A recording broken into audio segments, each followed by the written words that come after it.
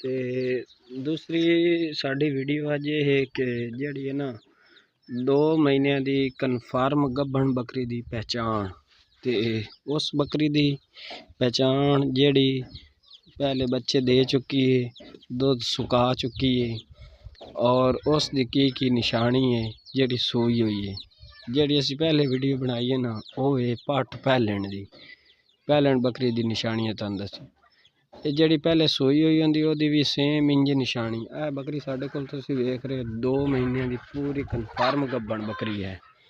और इस पेट का साइज चेक करो कि यदा पेट का साइज जोड़ा है वो भी ज़्यादा हो गया। इसका साइज जोड़ा है वो बढ़ना शुरू हो गया है एक साइड तो। और जी साढ़े को पक्की निशानी है ना कन्फर्म, यानी कि 1 महीने की पक्की निशानी है वो असी तुहानू पहले विखा देने। तुसी दी निशानी जी बकरी इस तरह मूतरे ना, चाहे हम पेट का साइज वेखो ज़्यादा हो गया। हूँ इसका ना जी बकरी इस तरह मूत्रदी है ना बिल्कुल, यानी कि पिछला हिस्सा निवा के और पेछा सट के साड़ी पंजाबी आखते हैं। जी बकरी इस तरह मूतरे वो बकरी शर्तन गब्बन है और कन्फर्म गब्बन है। और जी बकरी दूध दे रही है वो दूध कितने दिन सुकाइंदी है।